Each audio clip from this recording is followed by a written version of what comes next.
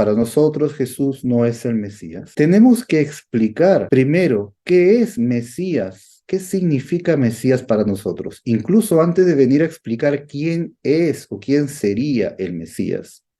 Tenemos que explicar el concepto más fundamental, qué es en sí un Mesías, antes de llegar a pensar siquiera quién podría ser el Mesías. Sabemos que para el cristianismo Jesús es el Mesías y no puede existir otra persona, no hay otra posibilidad que sea otra persona, sino que para ellos es solo Jesús, Mesías. Pero una razón eh, por la cual los cristianos piensan que solo Jesús sería el Mesías es porque también le atribuyen a Jesús el carácter o el concepto de Dios convertido en hombre. Entonces, al decir que Jesús no sería el Mesías, para un cristiano sería lo mismo que negar al propio Dios. Al decir que Jesús es el Mesías y a la vez pensar que Él es Dios, entonces, ya que así como solamente hay un Dios y no lo pueden cambiar por otro Dios porque es el único Dios, en la misma categoría es colocado Jesús.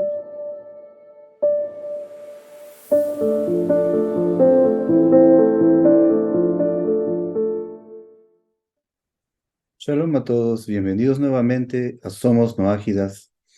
Continuamos con nuestro estudio sobre el curso intensivo de judaísmo. Y esta vez vamos a empezar una nueva etapa del estudio. En esta nueva etapa nos vamos a ocupar de estudiar el concepto de Mesías. Dijimos al inicio que la diferencia entre la doctrina cristiana y la doctrina judía ortodoxa, básicamente se fundamentan en dos conceptos: el concepto de Dios y el concepto de Mesías. En eso radica la diferencia principal entre las dos creencias. Ya que estamos revisando nosotros la doctrina judía, por ese motivo ingresamos también a la doctrina cristiana, como dijimos al inicio de todo este curso, que vamos a tener que analizar y explicar al público que mayormente es cristiano y en muchos casos mesiánicos, y explicarles el por qué el judaísmo ortodoxo no va conforme a la doctrina cristiana. Estamos en esa temática. Hemos iniciado la primera parte hablando sobre el concepto de Dios según la Torá escrita y la Torá oral según el judaísmo ortodoxo. Y para ello tuvimos que ingresar al tema de la Trinidad, al tema de Jesús, en el caso de los cristianos, que la gran mayoría de cristianos creen que Jesús sería también Dios. Ingresamos al tema para verificar que según la doctrina judía ortodoxa, según la Torá escrita y la Torá oral, un hombre no puede ser Dios, por supuesto, y también entendimos y explicamos que Dios mismo no se transforma en un ser humano, como es la creencia cristiana. En realidad es uno de los fundamentos cristianos, que Dios como si fuera se transforma en un ser humano. Y para ello se transformó en Jesús. Nosotros ya revisamos ampliamente sobre ese tema y vimos que no es el concepto original de la Torá, de la escritura, y les invito a revisar, a quienes aún no lo han hecho, nuestros estudios anteriores. Ya que terminamos de revisar el concepto de Dios según el judaísmo, vamos a pasar a ver el concepto de Mesías según el judaísmo. Dijimos al inicio que el concepto cristiano de Dios es un Dios trino y que una parte de Dios se transforma en ser humano. Ese es el concepto cristiano de Dios. El concepto judío de Dios es que Él es uno y único, no cambia, no se transforma, permanece inmutable en su existencia, que es absolutamente infinita o más allá de lo que podamos imaginar nosotros. Y así terminamos el concepto de Dios. Pero Mesías, ¿qué significa?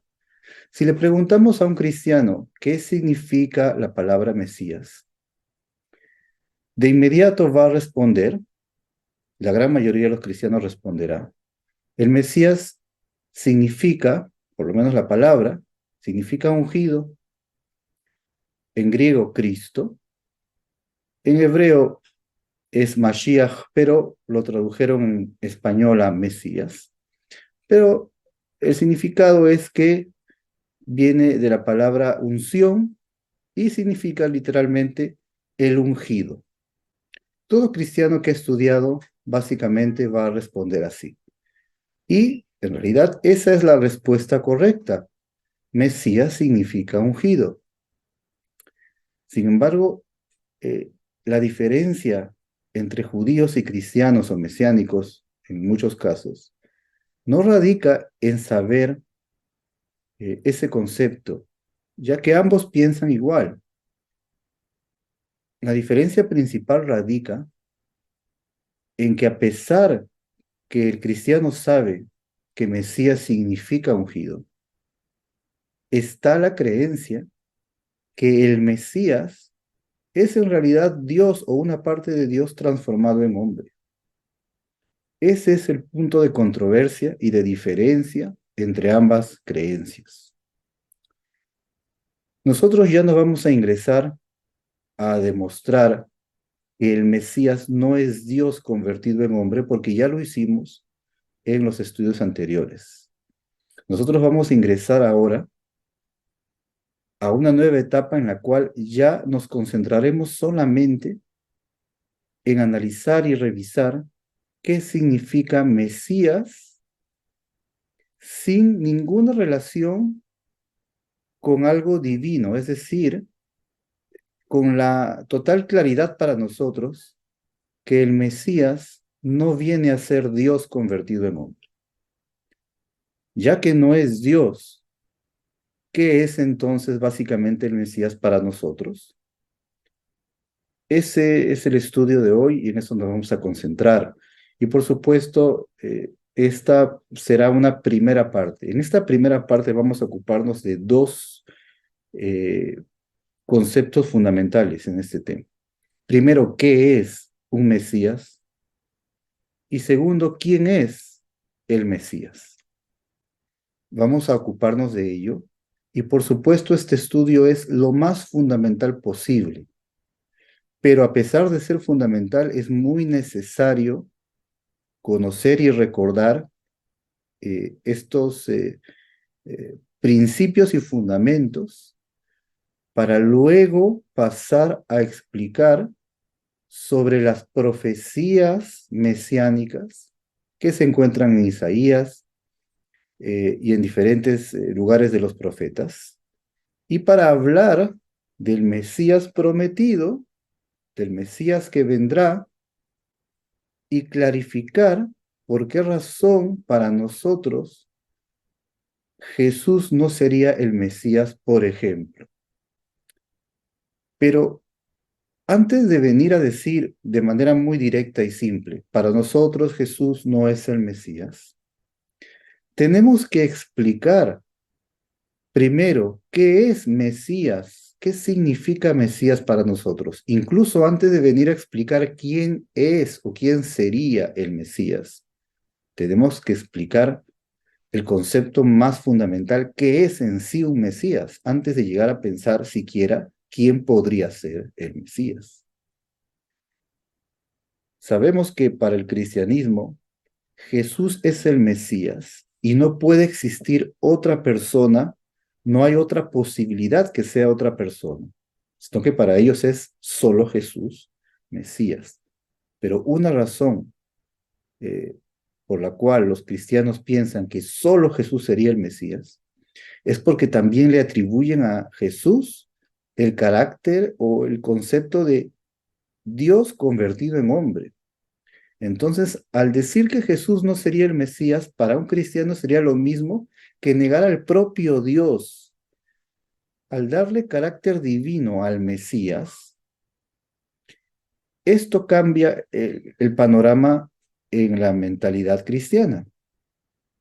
Al decir que Jesús es el Mesías y a la vez pensar que Él es Dios, entonces, ya que así como solamente hay un Dios y no lo pueden cambiar por otro Dios porque es el único Dios, en la misma categoría es colocado Jesús, que para ellos es Dios, y solo Él sería el Mesías y no habría otra posibilidad de pensar que tal vez otra persona fuera el Mesías porque sería lo mismo que cambiar a Dios para ellos. Allí radica la controversia en este tema que ha sido debatido innumerables veces, sobre todo en los últimos años en Internet. Y hay grupos mesiánicos que están seguros que en realidad, no nombrando a Jesús con ese nombre, sino con el nombre hebreo Yeshua o Yehoshua, estos grupos mesiánicos están seguros que solo Él es el Mesías. Y muchos de estos grupos mesiánicos no creen que Yeshua o Yehoshua sería Dios. La gran mayoría de ellos no creen que sea divino, pero creen que solo Él es el Mesías y nadie más lo puede ser. Están seguros que, como si fuera Dios, lo escogió solo a Él y no hay otro más. En base a esto, nosotros venimos a explicar en nombre de la fe judía ortodoxa, según la Torá escrita, según la Torá oral, que no es así como dicen los cristianos, ni los mesiánicos, o cualquier otra rama mesiánica en general. Pero para explicar esto bien, se requiere que tengamos claro cuál es el concepto de Mesías y expliquemos qué es en verdad Mesías, porque aparentemente está muy claro qué es un Mesías, pero si prestamos un poco de atención, nos damos cuenta que la falta de conocimiento de qué es un Mesías es el principal problema que provoca el error en la doctrina cristiana y también en la doctrina mesiánica, en todas sus ramas. Es en ese punto en qué es un Mesías, en la cual tropiezan, y allí radica eh, todo el error y también toda la controversia y los debates y discusiones que hay.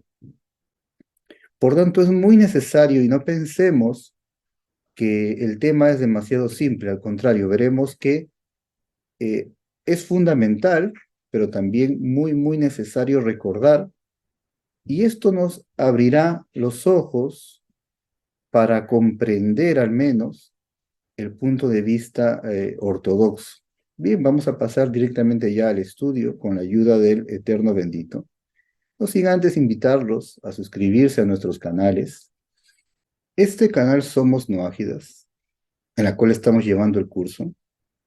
Nuestro canal Am Israel, Torah y Judaísmo, donde estamos llevando un curso sobre la Tanaj, toda la Tanaj con las explicaciones de los sabios, y nuestro canal Sabiduría Judía. Bien, vamos a iniciar comentando entonces sobre el tema del Mesías, y primero veamos qué es un Mesías. Bien, este es el tema que tocaremos hoy, el Mashiach. La palabra Mashiach es una palabra hebrea, por supuesto, que significa ungido. En español vino a ser traducido como Mesías, pero la palabra Mesías no es una palabra hebrea, Mesías, no. Mesías es como una forma castellanizada, si queremos llamarlo así, del término hebreo que es Mashiach. Vemos nosotros en el libro de Éxodo 30, desde el 31 en adelante, en hebreo dice, Vel bene Israel te da ver lemor, y a los hijos de Israel hablarás diciendo, como dice abajo, Shemen Mishhat Kodesh. Aquí está la palabra, el aceite de la unción de santidad. Vemos que esta palabra en hebreo, Mishhat, tiene la raíz de la palabra Mashiach,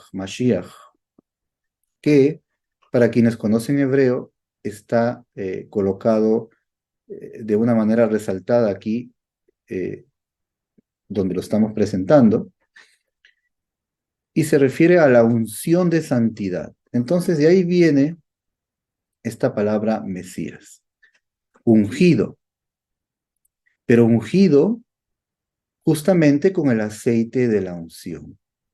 Es decir, el concepto de Mesías comienza en la Torá cuando el Todopoderoso ordena a Moisés que debe elaborar un aceite que iba a ser denominado el aceite de la unción.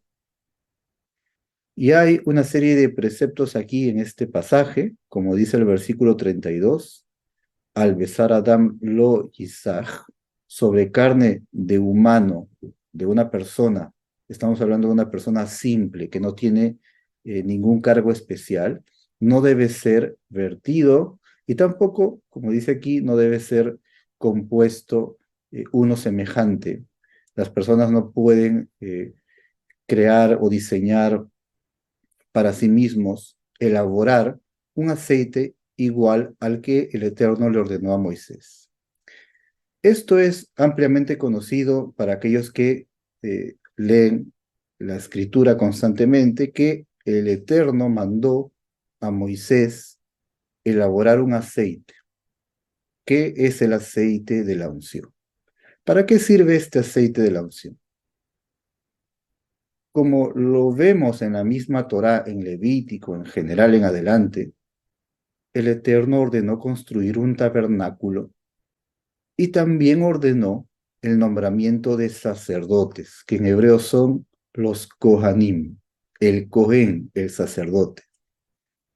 Y se ordenó que para nombrarlos e iniciarlos en su sacerdocio, debían ser ungidos con este aceite de la unción. Y principalmente el sumo sacerdote, que fue el primero de todos, Aarón, el hermano de Moisés, fue ungido para ser nombrado en el cargo de sumo sacerdote.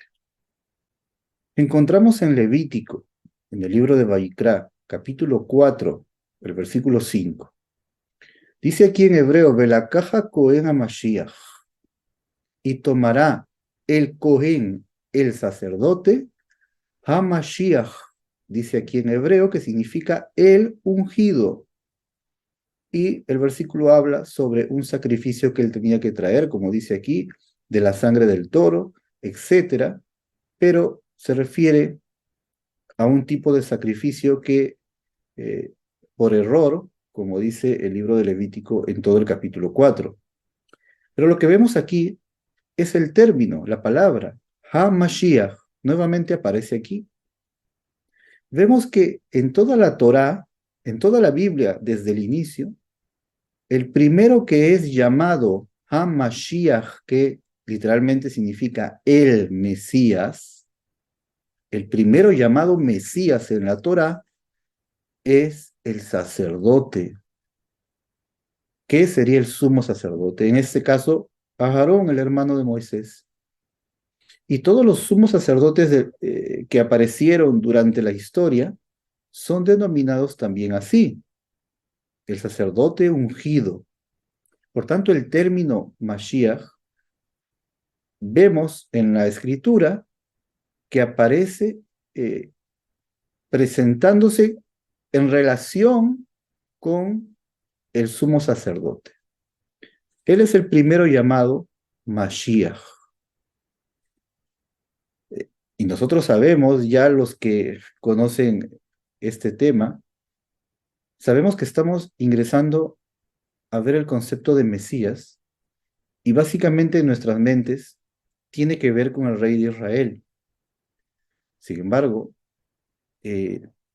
traemos esto para llamar la atención del público y que entiendan que el término Mesías solamente significa ungido y que también ha sido utilizado este término para el sacerdocio. De todas maneras, pasando ahora a hablar sobre los reyes de Israel, este mismo término, Mesías, que en hebreo es Mashiach, ha sido utilizado también para llamar a los reyes. Entonces, tenemos que concluir que el término Mashiach no es exclusivo para el rey, sino también ha sido utilizado para el sacerdocio. Por tanto, antes de seguir, entendamos hasta aquí que cuando se llama a una persona ungido, o en hebreo Mashiach, se lo llama en primer lugar porque le ha sido vertido el aceite de la unción que fue elaborado por Moisés. Esto en primera instancia. Segundo, que esta persona recibió esta unción con aceite para recibir un nombramiento o un cargo. En un caso, el cargo de sacerdocio y en otro caso, el cargo de rey. Y antes de pasar ya al versículo que tenemos enfrente, debemos recordar que el primer rey de Israel fue el rey Shaul, que se traduce en las Biblias como Saúl. Y sabemos, según la historia que cuenta la Biblia, que el profeta Samuel ungió a Saúl como rey. Lo ungió de forma física. Literalmente vertió sobre él un aceite y lo nombró rey. Entonces, hasta aquí tengamos claro que el término o el significado de Mashiach es una persona ungida con aceite para recibir en ese instante un determinado cargo. Es nombrado para una función específica, o sacerdote o rey. En este caso, el rey Shaul, en hebreo, fue nombrado rey y fue ungido por el profeta.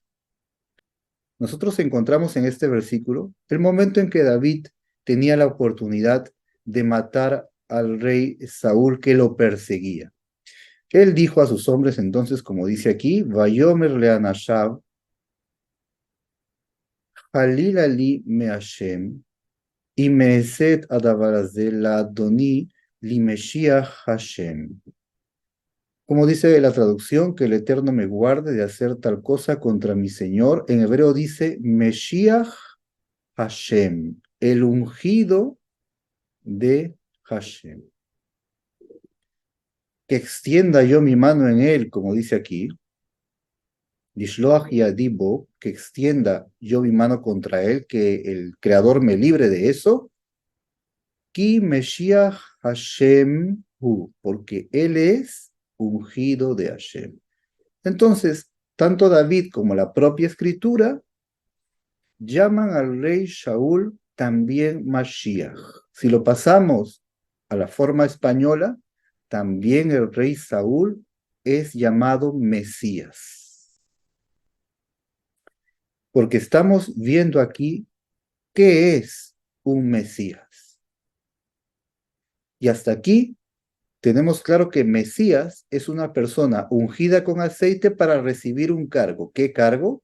Puede ser el cargo de sacerdote o el cargo de rey. Todo esto dentro del marco y el contexto del pueblo de Israel. Dentro del pueblo de Israel habían sacerdotes y reyes.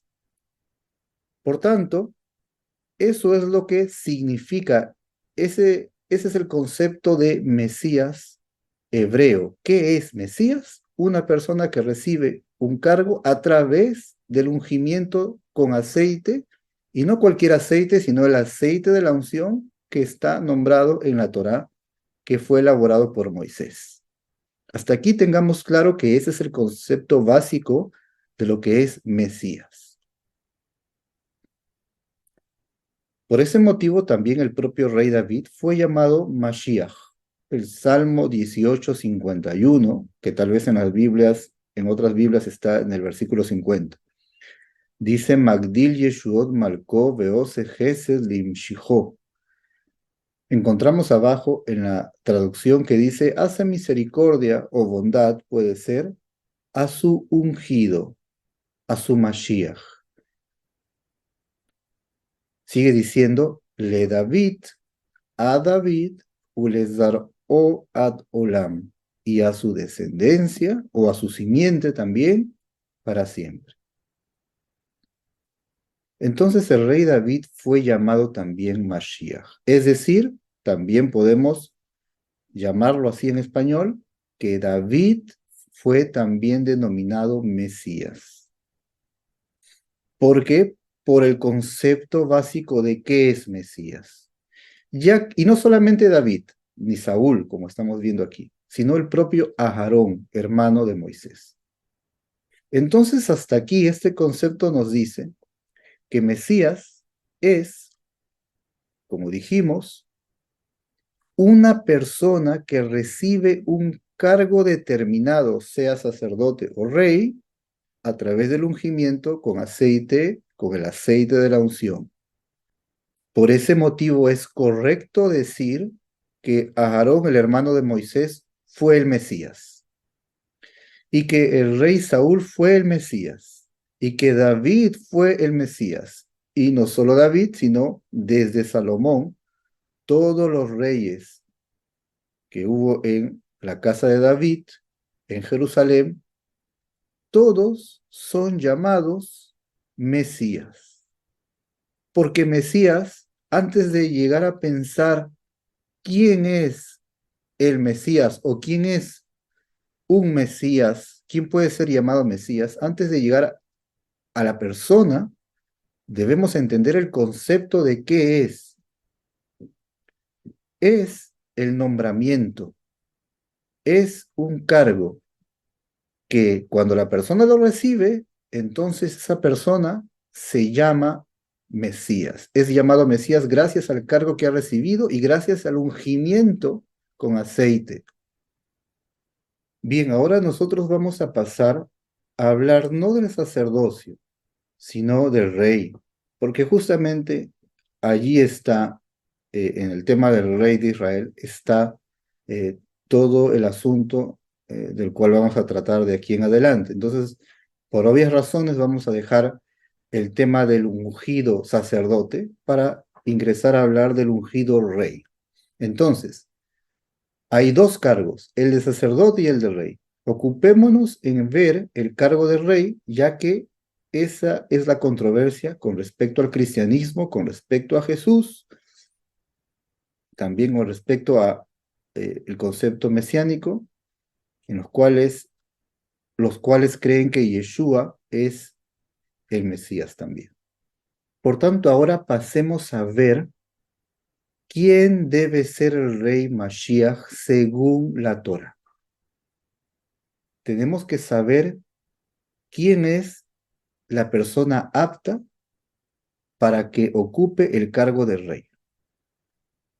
Esto está directamente en la Torá, en el libro de Deuteronomio, que se llama también en hebreo Devarim 17, del 15 al 20, están los requisitos para la persona que puede ser nombrado rey en el pueblo de Israel. Vamos a leer aquí, está en hebreo, vamos a pasar a traducir. Dice así, Som tasim aleja melech. Tienes el deber de colocar sobre ti un rey. Asher ibhar Hashem Eloheja bo, el cual escogerá el Eterno tu Dios. Es decir, el Todopoderoso lo va a escoger. Mikerev ajeja tasim aleja melech. De en medio de tus hermanos pondrás sobre ti un rey. Lo tujal latet aleja ish nochri asher lo ajijahu. No podrás poner sobre ti una persona extranjera que no es de tus hermanos. Hasta aquí, la Torá nos dice que en primer lugar, cuando el pueblo de Israel vaya a escoger un rey, debemos dejarlo en primer lugar a la elección divina, es decir, el Todopoderoso va a tener que intervenir y va a escoger al rey, y esto a través de la profecía, lo cual sucedió en el caso del rey Saúl y luego en el caso del rey David. Acabamos de leer que en medio de tus hermanos vas a poner un rey y no puede ser alguien extranjero. Entonces, de manera muy simple, tiene que ser un judío el indicado, un israelita, alguien que sea de tus hermanos, no un extranjero. Pero aquí nos podemos detener para entender algo muy sencillo que tal vez no es necesario siquiera mencionar, y es que una persona que se denomina de en medio de tus hermanos es alguien como tú, como tus hermanos. Es decir, a pesar que es muy obvio, se trata de un ser humano. La Torá habla del cargo de rey. Cuando habla de este cargo en la Torá, habla de una persona humana, un ser humano, obviamente nacido dentro de el pueblo de Israel, un israelita, pero no está hablando de un ángel, no está hablando mucho menos de un concepto de divinidad. Esto no se presenta en la Torá. Y para aquel que diga, dentro del mundo cristiano, para aquel que opine y diga, bueno, pero es que era un secreto y Dios en secreto se iba a convertir en uno de sus hermanos como un humano, nosotros ya explicamos en los estudios anteriores que no es así, y para ello hay que revisar los estudios que ya dimos. Por tanto, estamos hablando de un israelita, un judío, nacido de padre y madre de una unión normal, y debe ser un israelita como ya estamos viendo aquí. Seguimos leyendo. Rak, en el versículo 16, Lo yarvelo susim, que no aumente caballos, velo yashivet am mitzraima, para que no haga volver al pueblo de Egipto, leman arbotsus, ya que en Egipto había muchos caballos, para que no aumente caballos, va Hashem amar lahem lotos y fum, la shuv baderech hazeot. Y el Eterno les dijo, ustedes que no regresarán más por ese camino.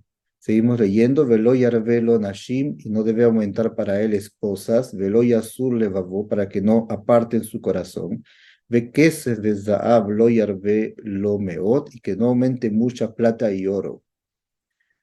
Es decir, hay unas prohibiciones para el rey: no aumentar caballos, no aumentar esposas, lo cual quiere decir que el rey de Israel va a tener que tener una esposa, es decir, no va a ser una persona sin esposa como se presenta a la figura de Jesús, como alguien no casado.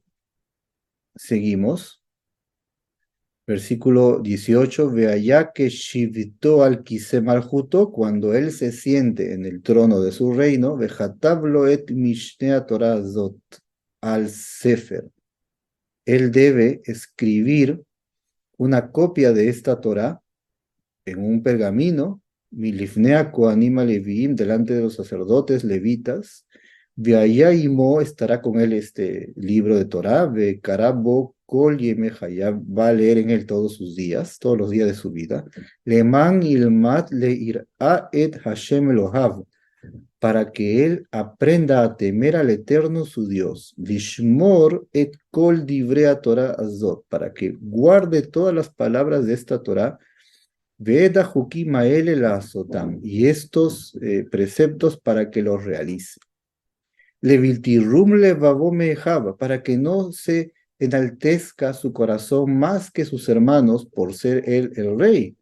Leviltisur min a mitzvah yamin usmol, y para que no se aparte del mandato divino ni a derecha ni a izquierda. Leman yarich yamin, para que tenga largos días.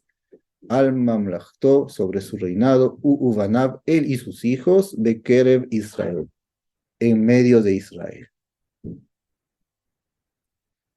Esto es lo que la Torá presenta acerca del rey, que aquel que ocupe el cargo de rey tendrá que eh, cumplir estos requisitos que la misma Torá, que es el propio Creador bendito, quien lo ordenó. Bien, vamos a continuar un momento, ya que la Torá dijo de en medio de tus hermanos. Nosotros sabemos que el pueblo de Israel tiene 12 tribus. ¿De cuál de las tribus debía venir el rey? Ya está claro que es de en medio del pueblo de Israel, pero ¿de qué tribu será? Justamente lo vemos aquí en Génesis 49, el momento en que Jacob Avino, es decir, Jacob, designa eh, un rey de entre sus hijos, es decir, antes de morir, él habla a cada uno lo que hará, lo que sucederá, y cuando viene a Yehudá, que es Judá, le dice aquí, vamos a leer, Yehudá, estamos hablando de Judá. Ata yoduja ajeja, a ti te alabarán tus hermanos, te elogiarán. ¿Por qué? Aquí va a venir a declarar delante de todos sus hijos que el reinado del pueblo nuevo que nacerá de ellos tiene que venir de la tribu de Yehudá mismo. Seguimos leyendo, Yadja beoref oyeveja, tu mano estará en la nuca de tus enemigos, es decir, tú vas a someter a tus enemigos, justamente porque de ti vendrá el reino. Ishtahabu leja bene avija, se inclinarán a ti los hijos de tu padre, se inclinarán porque él será nombrado rey, es decir, de él, de su tribu, vendrá el rey en el pueblo de Israel.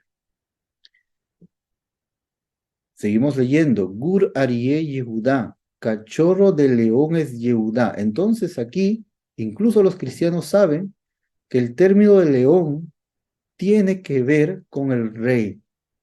El león es el rey de la selva, en esta figura, por tanto, habla del reinado. Al decirle cachorro de león es porque Yehudá está iniciando como un cachorro, todavía no ha llegado a la etapa en la cual de él provendrá un rey en el pueblo mismo está iniciando, por tanto es llamado Yehudá cachorro de león. Pero ya se está diciendo aquí que el reinado tiene que venir de su tribu. Y el último versículo, el versículo 10 dice, Lo yasur shevet mi Yehudá, no se apartará el cetro de Yehudá. De nuevo aquí habla de reinado. Un mejokek mi ben raglav, ni el legislador de en medio de sus pies. At kiyabo Shilo, hasta que venga Shilo. Aquí vemos que hay un personaje llamado Shilo que más adelante vamos a estudiarlo a profundidad, qué quiere decir y quién es, pero obviamente se refiere al Mashiach que vendrá en el futuro. Esto lo veremos después con mayor amplitud. Y con todo esto, tenemos claro entonces que dentro de Israel, de la tribu de Yehudá, tenía que venir el rey.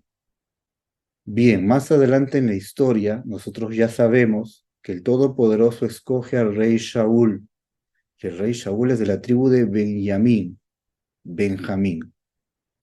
Lo escoge por una razón determinada, pero luego el Eterno habla al profeta y le dice que ha escogido a otro rey en lugar de Shaul por toda la historia que ya es conocida ampliamente en el libro del profeta Samuel, y David es nombrado rey en lugar de Shaul. Como vimos, ambos son llamados ungidos, Mesías, Mesías.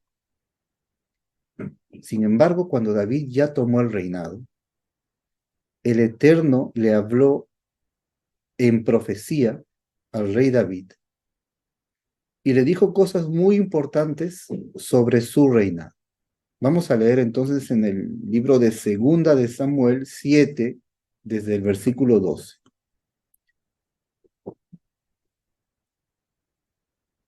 Y Imleu Yameja, cuando se completen tus días, Veshahavta et avoteja, y te acuestes con tus padres, es decir, te vayas de este mundo, Vakimotiet zaraja jareja, yo voy a levantar tu simiente después de ti, Asher yetzeme me'eja, el cual saldrá de tus entrañas, Vaginoti et mamlachto, y yo voy a hacer firme su reinado. Está hablando aquí de su hijo Salomón. Veremos más adelante que también alude al Mashiach futuro. Seguimos leyendo. U ibne bait lishmi. Él construirá casa a mi nombre, tal como pasó con el rey Salomón. Bejonantiet kisema mlachtoad olam. Y yo voy a establecer el trono de su reino para siempre. Aquí estamos viendo que el Todopoderoso le dice a David, yo te estoy diciendo que de ti y de tu descendencia estableceré los reyes y el reinado de ti saldrá y será para siempre. Tal promesa el Eterno no le había dado al rey Saúl. A David le promete que solo de él y de sus descendientes vendrá el reinado en el pueblo de Israel. Aquí el Eterno cierra la posibilidad que cualquier persona de otra tribu sea rey y también cualquier persona de la tribu de Yehudá mismo pueda ingresar al reinado, pues tiene que ser descendiente del rey David. No puede ser descendiente de ningún otro sino de David. Seguimos leyendo el versículo 14. Ani heyelo leab, yo seré a él por padre, se refiere a su hijo Salomón. Veu yeli leven, y él será para mí como hijo. Asher beahavotó, veohachtiv beshevet anashim, ubenigei bene Adam. Pero si él peca, yo voy a castigarlo con la vara de hombres y con plagas de hijos de hombres, es decir, el Eterno ya está advirtiendo que si fallare el siguiente rey, él va a tener que castigarlo. Seguimos leyendo, Vejazdi lo yasur mi menú, pero mi bondad no la apartaré de él. Kasher asiroti meim Shaul, como la aparté del rey Shaul, como la aparté de Saúl. Asher asiroti mi lefaneja, a quien yo he retirado delante de ti. Veneman beiteja umamlachteja ad olam lefaneja. Y tu casa y tu reinado serán firmes por siempre delante de ti. Kis'aja yenahon ad olam. Tu trono será establecido para siempre. Entonces, ¿qué vemos aquí? Vemos ahora un asunto adicional, que no solamente el Eterno le promete a David que de él vendría el reinado para siempre, sino que tiene que ser de el rey Salomón principalmente, porque aquí en el versículo el Eterno le está anunciando lo que hará su hijo Salomón. Él construirá casa para mi nombre, es decir, el templo. Fue el rey Salomón que construyó el templo, etcétera. Y aun si falla, no apartaré mi bondad de él, como lo hice con el rey Shaul. ¿Qué hizo con el rey Shaul? El Eterno no escogió al hijo de Shaul, Jonatán, como siguiente rey, sino que el Eterno lo apartó a Shaul y escogió a David. Te está diciendo aquí, eso yo no voy a hacer ni con tu hijo, ni con tu nieto, ni con todos los que vienen después, e incluso si fallaren, yo no quitaré el reinado de tu casa. Por tanto, David tuvo muchos hijos. De entre todos, el reinado no puede venir de ninguno de los hijos de David, sino solamente de Salomón. Por ello, el indicado a ser rey en el pueblo de Israel es un descendiente de David, pero de Salomón. Esto está claro en la escritura aquí que hemos leído.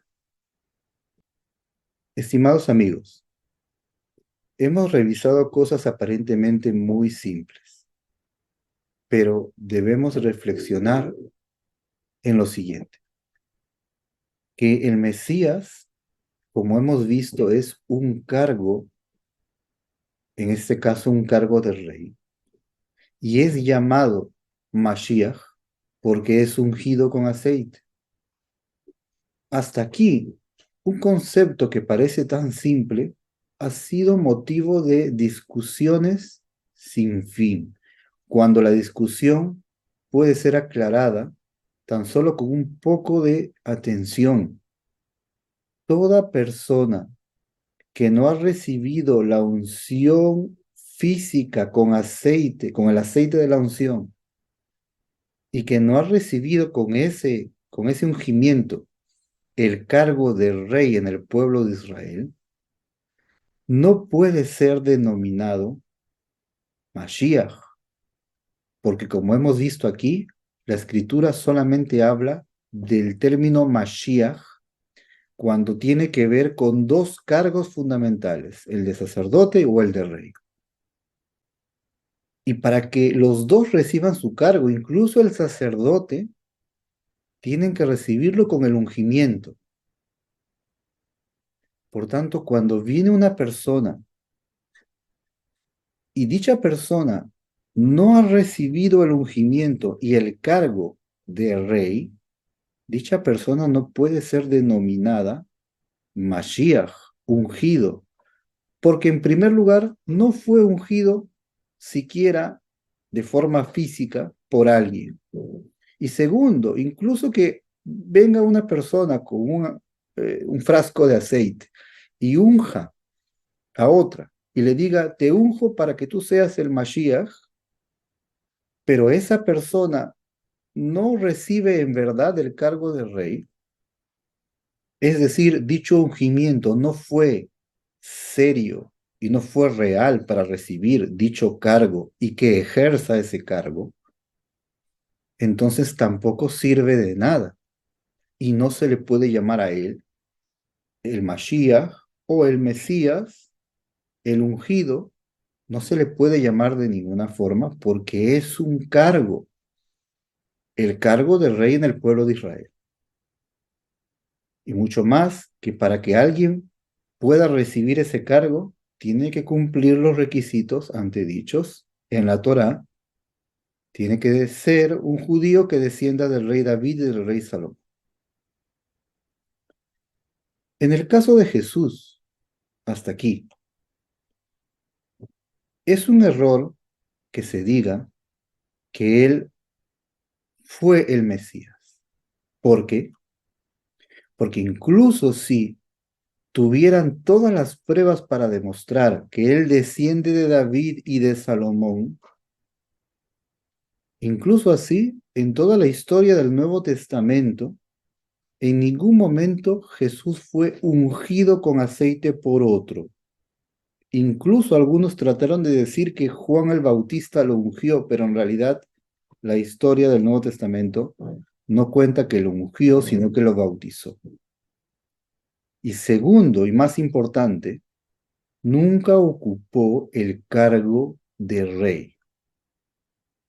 Por tanto, no puede ser técnicamente hablando, de forma lógica, no podemos afirmar que él fue el Mesías. Mucho más, porque el cristianismo dice, Jesús cuando vino, él era el Mesías, pero en esa oportunidad no vino a reinar, vino a pagar por los pecados del mundo, como dice el mundo cristiano. Incluso con ese argumento, tampoco tendría que ser denominado Mesías entonces, porque según dicho argumento, no vino a reinar, es decir, no vino a ocupar cargo de rey. Y si no vino a ocupar ningún cargo, ¿por qué se le llama con ese cargo que él nunca ocupó?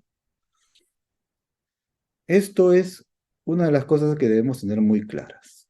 Mucho más está errada la afirmación que dice que Jesús es el Mesías en tiempo presente, porque en tiempo presente Jesús no está aquí vivo en este plano, y si alguno dice no, pero está en el cielo, la pregunta es, ¿en el cielo hay un Mesías? ¿En el cielo está el cargo de rey en el pueblo de Israel? El cargo de rey es para el mundo terrenal, dentro del pueblo de Israel, para que reciba una unción con aceite que es compuesto de forma física, en un mundo físico. Pero en los planos espirituales no cabe que haya alguien nombrado Mesías, porque no ejerce dicho cargo en los ámbitos espirituales. Por tanto, para nosotros hasta aquí, según el concepto fundamental de lo que es Mesías y quién es la persona apropiada para ejercer ese cargo, según ello, para nosotros es sencillo afirmar que Jesús o Yeshua o Yehoshua no fue el Mesías, no es el Mesías en tiempo presente.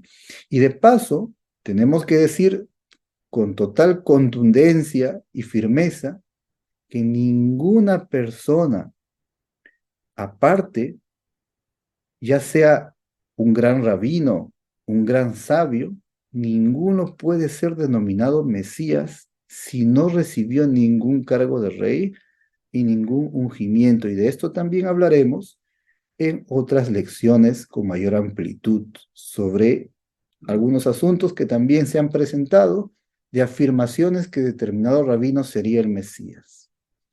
Nadie lo es hasta que no reciba el cargo, porque este concepto tan fundamental se pasa por alto y es el punto de partida de todas las controversias, tan solo por no entender algo que es muy sencillo de entender.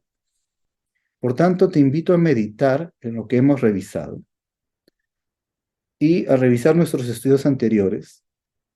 Y si tienes preguntas, dejarlos en los comentarios. Hasta aquí llegamos hoy por el momento. En la siguiente lección vamos a hablar ahora sobre el Mesías que fue anunciado por los profetas. ¿Quién es? Pero para hablar del Mesías que los profetas anunciaron, primero tendríamos, como hemos hecho ahora, que definir qué es y quién es un Mesías, antes de hablar de aquel que fue profetizado, que fue anunciado que vendría. Por tanto, hasta aquí llegamos hoy, esperando que pueda haber servido este estudio de manera fundamental y continuamos Bezrat Hashem con la ayuda del Todopoderoso en las siguientes lecciones. Muchas verajot a todos. Shalom.